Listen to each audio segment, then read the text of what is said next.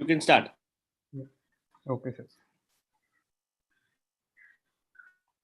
Good evening, doctors. I'm Dr. Someshwar from Shield Healthcare, and I welcome you all on behalf of Shield. Thank you very much for joining today's webinar. I kindly request all the participants to post their questions in the comment box, and at the end of the talk, we will have a short Q&A session. And good evening, Dr. Ankesh R. Sahitya. Thank you for accepting our invitation, and it Good is evening, an Dr. honor to Someshwar. introduce you. Thank you, Dr. Yeah. Someshwar. Thank you. Yeah, thank you, sir.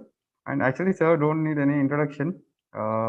Sir, actually, completed his medicine from Padma Shri Dr. D.Y. Patil Medical College, and he completed his DGO from Navrosji Wadia Maternity Hospital, Mumbai, and DNB from Leelavati Hospital and Research Center in Ops and Gynec in 2014, and he completed MNAMS in Jan 2016 in Ops and Gynec, and he completed MR Sibochi Part 1.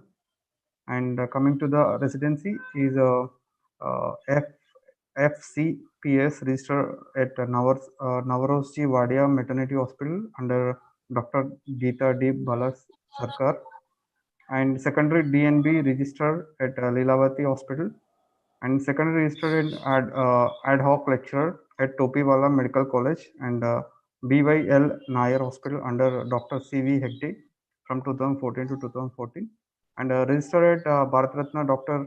Baba Saheb Ambedkar Hospital under Dr. Varsha Haryani from November 2014 to January 2015.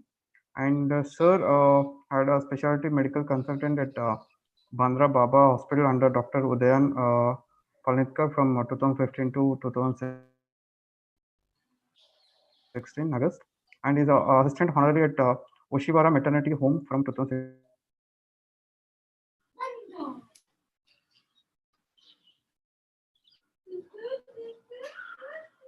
And coming to the specialty training, it's in gynecology sonography center under Dr. Aniruddha Badade, and fellowship in advanced laparoscopy at EVA Hospital, Ahmedabad, Gujarat, and sexology fellowship in correspondence under Dr. Mahendra Vatsa.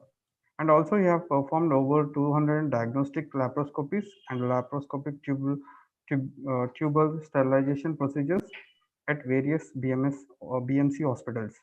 And coming to the awards, he won second prize for the best paper for the topic of the effect of iron sucrose on hemoglobin and packed cell volume in advanced pregnancy in the AFG ISO PARB in Feb 2010, and he won second prize for the best poster in annual ISPAT for the topic of triple marker test and Down syndrome and beyond.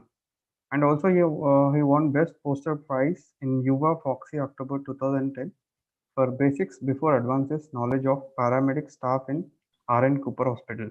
And also he won first prize for the in AICOG Agra 2016 for the debate in male versus female sterilization, who is afraid. And also he won first prize in SAFOG and MOGS 2016 for the topic of fertility enhancing surgery video presentation. And with this, I welcome you for the today's webinar, sir. And over to you, sir. Okay, thank you so much, Dr. Someshwar, for the extensive introduction and very kind of you. So, very interesting today. We'll have to start this talk. It's a lovely topic, which is the cross-link between vaginal microbiome and the woman's health. So important, we tend to treat all the big conditions like pregnancy conditions such as endometriosis, fibroids, but the basic thing like the microflora which occurs in every person, the organisms as such, but we tend to ignore them and work on the bigger things. But this is the essence of health. I'm just sharing my screen. If you all can just tell me if you can see this image. Yeah.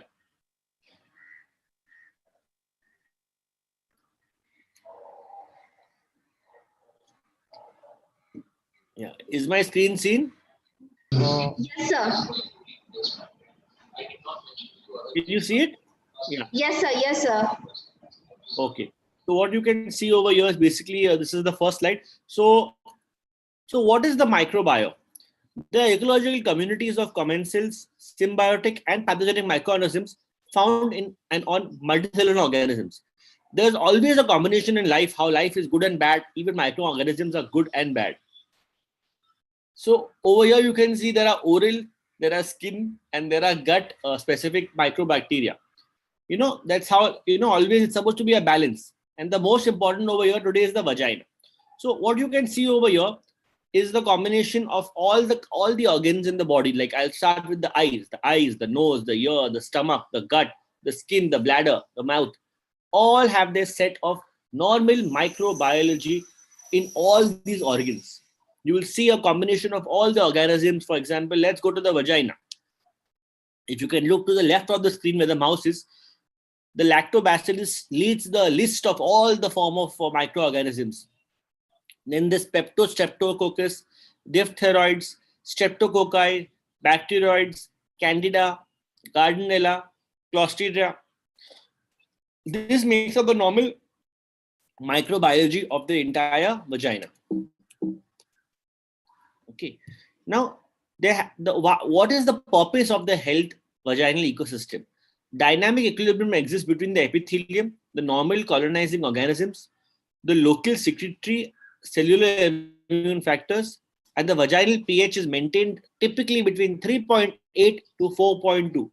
You can see from the basic numbers over here, there is an acidic pH, and all these together, they create an unfavorable environment for the pathogens. Now, what are lactobacillus? They are gram-positive rods which excrete H2O2, present in 100% of the women. Every woman vaginally has lactobacilli, and they adhere to the epithelial cells, and they protect primarily against vaginal candidiasis and bacterial infections. Now, this is the mechanism of action. They increase the estrogen, causing increase in epithelial glycogen. Glycogen increases and in turn releases lactic acid. Now, it is lactic acid that maintains the normal pH of 3.8 and 4.2.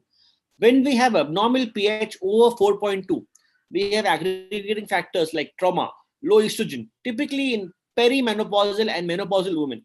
Menses, seminal fluid, alter vaginal ecosystem. This causes vaginal desquamation and all the infections. So it is the lactobacillus from the glycogen, which is because of the estrogen, which causes all the protective organism roles. Now, what are the facultative organisms? Diphtheroids, staphylococci, streptococci, E. coli, ureaplasma, and mycoplasma hominis. Now, you can see that in the ethnicity also, we can see plays a major role in the organisms. You can see the following chart in which they have compared the different ethnic groups, especially the African to the Dutch background, making you understand which organism is dominated in which particular race. So now you have to understand in vaginal microbiota, what is the balance between the beneficial and the pathogenic organisms. The beneficial ones are the 6 specific strains led by lactobacillus. In pathogenic, we have Gardnerella that leads the show. It's always a balance, just how life is a balance of good and bad, and just how it's black and white. Life in the vagina also is always a balance between good and the bad bacteria. Now, what maintains the vaginal homeostasis? Beneficial microorganisms, lactobacillus, produce lactic acid and maintain the pH. H2O2 and bacteriocins prevent bacterial overgrowth. Lactobacillus does not allow over-attaching of the bad bacteria to the vagina by competitive inhibition. So important. I would say this is the most important slide to understand. If you look at the kind of way the probiotics or the vaginal probiotics work, these 4 points are it. They decide everything. Factors influencing the vaginal microbiology. The endogenous factors are the vaginal epithelial structure. During menstruation, also the non-lactobacillus species appear to increase in number, while the lactobacillus decrease or stay approximately the same. During pregnancy, a lactobacillus dominant microbiota is strengthened by the increased estrogen levels. However, at the same time, the incidence of the candidiasis increases compared to non-pregnant women. I would say this number 3 point is very, very important. So during pregnancy, because of increased estrogen hormone, the incidence of candidiasis increases compared with non-pregnant women. At menopause, the prevalence of lactobacillus is decreased Due to low estrogen and vaginal pH is increased. As the pH goes slowly above 4.2, they get such problems typically in perimenopausal women. So composition of the flora. Basically, as you can see, depends on the host, demographics, the ethnicity, the age, healthcare providers, lubricant use, the antibiotic over administration, the behavioral changes like sexual activity, smoking, hygiene. As you can see, the dynamics of the vaginal microbiome of a woman, from a young girl to a woman who's just in the reproductive age group, a pregnant lady and to the old lady. The biology, the epithelium level keeps changing, and this is what is called as the Shannon's index. Now, if you can see the lower graph over here, so beautifully shown the balance between progesterone and estrogen. If you can see, the blue is actually the Shannon index, green is progesterone and estrogen. You can see the drop in the red graph of estrogen just around perimenopausal and going down rapidly in the menopausal woman. This is the problem in which the other microbes take dominance, and this is what basically causes candidiasis. The protection layers are so good till a woman is reproductive age group, but after estrogen level falls, the problems start. Yeah. And what you can see over here is abnormal vaginal microbiota. Loss of lactic acid producing lactobacilli. Higher proportion of Gardnerella vaginalis and strict anaerobes when the pH goes above 4.5. As you can notice, the pH is usually between 3.8 to 4.2. 4.5 is typically an alkaline pH. Higher Nugent scores used in BV. BV is associated with so many issues, preterm birth in women, independent of other factors, because bacterial vaginosis, if not treated, can go ascending infection into the cervix and cause preterm labor, which is really a problem for all the doctors. Altered vaginal flora leads to urogenital problems like vulvovaginal candidiasis, bacterial vaginosis, UTI, and PID. All are very troublesome for the patient and the doctor. The most common causes are BV, vulvovaginal candidiasis, trichomoniasis. So the imbalance in the vaginal homeostasis causes bacterial vaginosis. Now, we as doctors, we end up seeing so many cases of vaginal discharge, the majority of which are actually not candidiasis. There's mostly bacterial vaginosis. And bacterial vaginosis, as you read the previous slide, can cause urinary tract infection. It can cause very difficult preterm labor and infections which can be threatening for a long time to come in the young girl if the course is not properly taken of the medications. What are the risk factors for BV? When the vagina is not steady as far as the flora, menstruation causes cyclic changes in the vaginal environment. The level of the hormones, specifically estrogen, alter. Lactobacillus levels are reduced. There is cell surface receptor expression, levels of glycogen and glucose as a substrate, levels of vaginal pH. All changes over here can cause prevalence. Increases also by oral contraceptives. BV also lowers during pregnancy. In Africa, more than 50% of women have bacterial vaginosis. Genetic differences in epithelial surface molecules increase difference adherence. Also, multiple sexual partners, like for example, a new male partner, more male partners, also bisexual. These conditions can also lead to various increased causes of bacterial vaginosis. Now, let us know, very important, what is the sequelae of bacterial vaginosis? Now, what can happen in a woman who is already having uncontrolled, untreated, poorly treated bacterial vaginosis and even UTI caused because of bacterial vaginosis? She has increased chances of infection with HSV2. What is HSV2? The herpes simplex virus 2. Increased HIV shedding. Increased perinatal transmission from mother to child of HIV virus. Increased sexual HIV transmission. Increased susceptibility for HIV infection. Increased infection with CT and HPV. Early loss after IVF, and associated with recurrent UTI, associated with PID and postpartum endometritis. Now, let's have a look at this. So, normally when you have lactobacillus, there are less symptoms. But when you have anaerobes, like Gardnerella vaginalis anaerobes, when this level rises and the normal levels of the normal commensal, which is lactobacillus drop, the symptoms go hitting the roof. If you can see what symptoms is towards the y-axis, Because of the high levels of anaerobes, we have more symptoms. Now, this is a very beautiful, a slide of microbiology showing what gram-positive bacteria look like and what bacterial vaginosis look like. The rods, which is the gram-positive rods of lactobacillus, are so protective.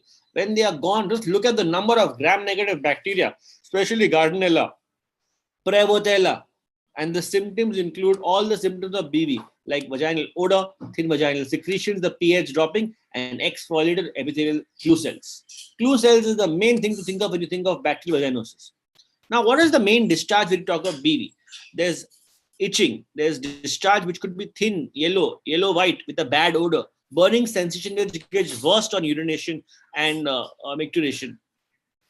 Also during coitus, there is dyspareunia, there is dysuria, pain and discomfort. Yeah, this is one of my favorite slides. If you see the entire gynac OPD, all the vaginal discharges can be summarized in this one black and white slide. This is the oldest slide. You will see this in every gynac textbook. If you look at the normal, it's supposed to be white clear discharge, which is leukorrhea. The KOH test, mind you, the KOH test is the very oldest and the best test for vaginal discharge. And the normal vaginal pH is 3.8 to 4.2. Now look at the difference of the four main conditions in our OPD: bacterial vaginosis, candidiasis, trichomoniasis, and bacterial infection. Typically, a woman with bacterial vaginosis will have bad odor, definitely after intercourse. She'll have thin gray or white discharge with a typical fishy odor on the KOH test. On the microbiology, it's all about clue cells, clue cells, clue cells. On the candidiasis, you can see discharge, itching, burning. She'll typically say white cottage appearance. This is the typical yeast infection. And there'll be hyphae and buds in 10% KOH solution. In trichomoniasis, also she'll have a frothy discharge with a bad odor like bacterial vaginosis. But the discharge will not be white color. It will be greenish yellow, frothy, increasing, which will adhere. So bacteria, which is thin, watery discharge, watery may be present. Now, how do you diagnose the vaginal discharge? Gram staining of discharge, the pap smear, the culture. pH is very, very important. If you know the knowledge of the normal vaginal pH, it is 3.8 to 4.2. Anything above 4.2 makes the vagina more prone to getting infections. Now, what is Amsel's criteria? Now, anyone who's been a student of gynecology, who's used textbook for bacterial vaginosis, they know what is Amsel's criteria. It is thin, white, homogeneous discharge, the vaginal pH greater than 4.5. Typically, if you have a thin, white discharge of the vaginal pH greater than 4.5 and you see clue cells, it is typically bacterial vaginosis, and presence of amine odor with 10% KOH. Yeah. So basically, this is how we do the Nugent scoring. For people who are interested in Nugent scoring of microbiology, this is how you'd have the addition depending on the bacteria. For example, if you have lactobacillus, which is the good common cell, but if you have the gram-negative bacteria which cause bacterial vaginosis like Gardnerella and bacteroids, this is how the Nugent score appears. To your left, you can see the slide showing the dominance of the gram-positive rods, which is the lactobacillus, which is the good bacteria, remind you. And the one in the lower, you can see deficiency of the gram-positive rods and increase in what we call as clue cells showing Gardnerella bacteria. What is Issen's criteria? Grade 1 is normal lactobacillus predominance, intermediate with Gardnerella, and grade 3 is lactobacillus takes a defense and loses the battle, and completely we see Gardnerella and mobilincus. What is vaginosis consequences? Increased susceptibility to HTD, including HPV and HIV, preterm labor, infertility, failure or IVF, recurrent pregnancy loss, and cancer risk. Now, what are the treatment guidelines for bacterial vaginosis?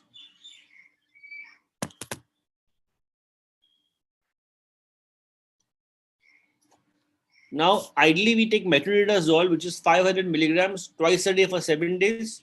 There's also an option of the gel, a wonderful drug, metronidazole.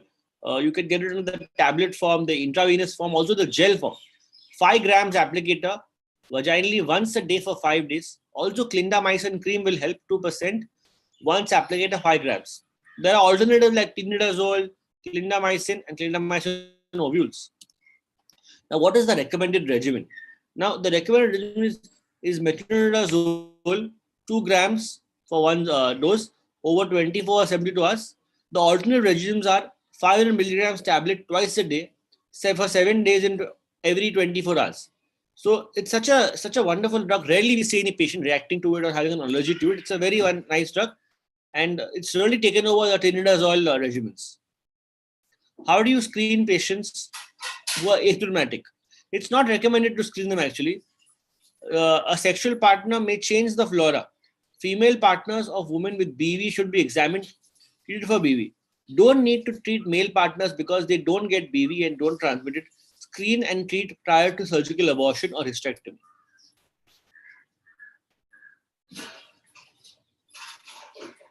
Recurrence may be a result of persistence of BV associated with organisms and failure of lactobacillus flora to recognize.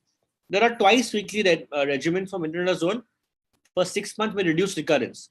Recurrence is very common. We see these patients, we treat them and the patient disappears. They don't come back for the follow-up, they don't keep in touch, and they come back with a repeat infection. So that's again a major issue. Treatment attempts to decrease anaerobes and allow lactobacillus to repopulate. No other approach to enhance colonization of lactobacillus has been shown to be effective. Also, we can try with yogurt therapy and exogenous lactogenous treatment. Current treatment options for BV. Antibiotic and antifungals remain the mainstay. The recurrence rate is high and associated with side effects. Now comes to the main topic of today. Probiotics contain lactobacillus used over a long period as an alternative to antibiotics, particularly in cases of recurrence. Possibility of harnessing specific bacterial strains in order to prime the prime vaginal microbiota in the pre and the periconceptional periods. Probiotics.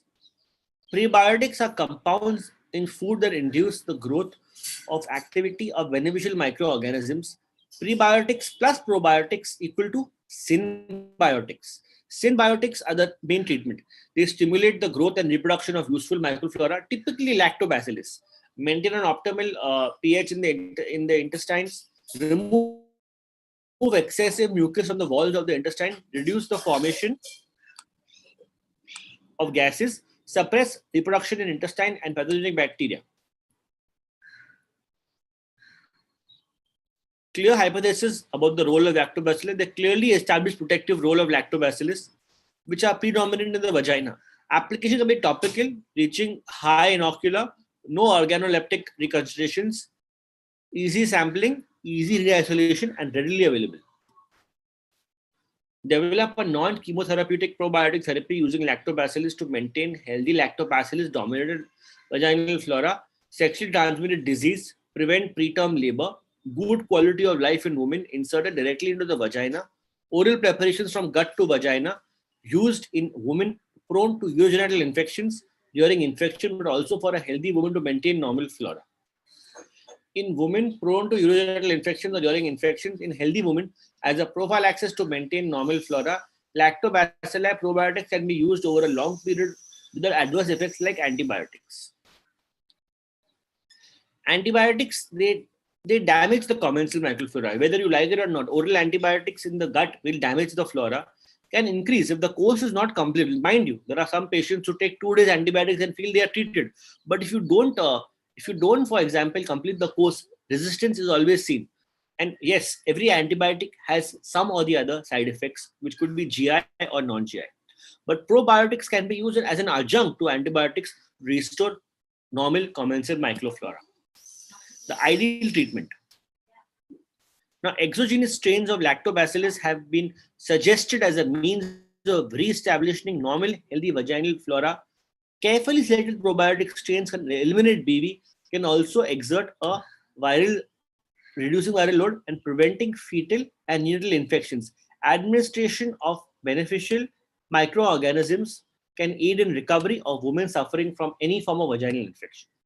If you look at the summary answer over here in the article of abnormal microvaginal flora in pure IVF, it is seen clearly that vaginal microbiota of IVF patients can be characterized with qPCR tests, which may be a promising tool for diagnosing abnormal vaginal microbiota for prediction of clinical therapy and IVF treatment. And you can see over here with qPCR defined abnormal vaginal microbiota obtained clinical pregnancy P equal to 0.004. Now, why strains of native origin? Products with strains of Western origin may not have the same benefit to all the patients. It is now widely accepted that the native strains will have better efficacy on the local populations. Products should have the advantage that all strains are of native origin with clinical study, safety, validated in India in establishing efficacy. Now, which is the right lactobacillus? Identification of the cultured vaginal lactobacillus using the tDNA PCR technique. Now, depending on the excessive production of H2O2, vaginal smears also have been graded. You have seen normal smears up to 48.3% in Lactobacillus crispatus. We also have the Lactobacillus jenseni, Lactobacillus gasseri, and Lactobacillus iners. I would also include Lactobacillus vaginalis in this slide. They have wonderful effects with high H2O2, causing adequate effects of the good probiotics in enhancing the amount of good microflora consisting of Lactobacillus. The treatment has been shown to double pregnancy rate and creating a happy family. The medication over here specified is Totalis, indicating the high levels of the lactobacillus, which normalizes vaginal pH, increases bacteriostatic activity and bacteriocin production, high competitive inhibition and aggregation, and prevents bacterial addition to vaginal epithelium. Again, you can see in the graph over here of the clinical trials proving the severity and symptoms gradually disappeared from day 4 to significant disappearance on day 7. Thank you so much. I hope you enjoyed the talk and as much as I enjoyed it.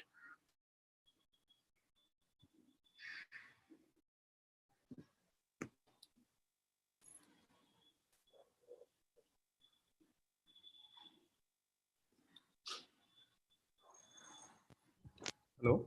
Hello. Yeah, hello. Yeah, thank you, sir. Thank you for the excellent and superlative talk, sir. Sir, if any questions from the participants, I will read out for you from the comment box. Yeah. So there is one question.